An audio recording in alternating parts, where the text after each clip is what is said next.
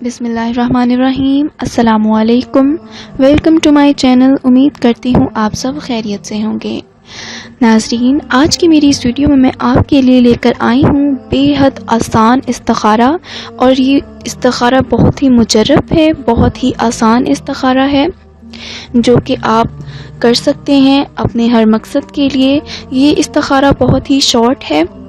ایک استخارہ جو ہوتا ہے وہ لانگ استخارہ ہوتا ہے، اور میں آپ کے لیے آج ایک چھوٹا سا استخارہ لے کر آئی ہوں جو کہ آپ کر کے اپنے ہر مقصد میں کامیابی حاصل کر سکتے ہیں۔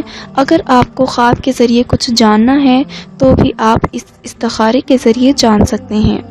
ناظرین، جو لوگ ہمارے چینل پر نئے ہیں وہ جلدی سے ہمارے چینل کو سبسکرائب کر دیں اور یہ ویڈیو پوری اینڈ تک مکمل دیکھیں تاکہ آپ کو اس کے بارے میں ہر جانکاری حاصل ہو۔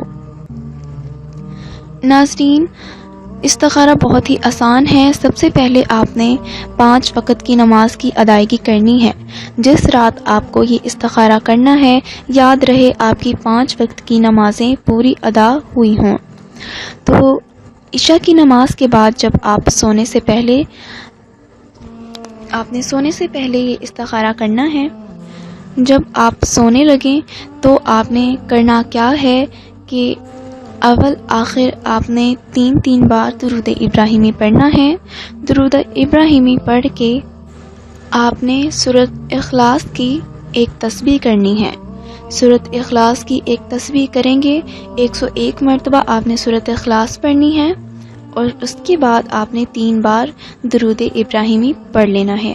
یعنی کہ یہ جو استخارہ ہے، چھوٹا سا استخارہ ہے، اس کے اول اور آخر میں آپ نے 3 بار درود ابراہیمی پڑھ لینا ہے۔ یاد رہے ناظرین، یہ استخارہ بہت ہی شارٹ ہے، لیکن جب آپ یہ استخارہ کر رہے ہوں تو آپ کا اس پہ پورا یقین ہونا چاہیے۔ آپ نے یہ استخارہ پورے بھروسے کے ساتھ کرنا ہے اور اللہ تعالیٰ سے دعا کرنی ہے کہ جس مقصد کے لیے میں نے یہ استخارہ کیا ہے، یا اللہ مجھے وہ میرے خواب میں دکھا دے یا مجھے کوئی بھی اشارہ دے دے۔ نماز عشاء کے بعد آپ نے کسی سے بات چیت نہیں کرنی۔ استخارے کے بعد یا استخارے سے پہلے بھی آپ نے کسی سے بات چیت نہیں کرنی۔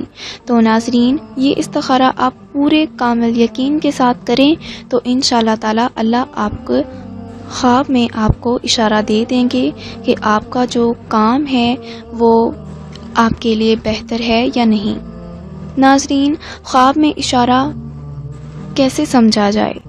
تو ناظرین، اگر آپ خواب میں کوئی سبزہ، ہریالی یا باغ وغیرہ دیکھیں تو آپ کو سمجھ لینا چاہیے کہ آپ کے لیے وہ کام بہتر ہے۔ اگر آپ کو کچھ بھی نظر نہ آئے، اندھیرا رہے یا کوئی اشارہ نہ ملے تو آپ نے یہ وظیفہ 3 دن تک کرنا ہے، یہ استخارہ 3 دن تک کرنا ہے۔ اگر آپ کو پھر بھی خواب میں کوئی آگ وغیرہ، سانپ یا اس طرح کی کوئی بری چیز آتی ہے تو آپ سمجھ لیں کہ وہ کام آپ کے لیے بہتر نہیں ہے۔ تو ناظرین، یہ تھا ہمارا استخارہ۔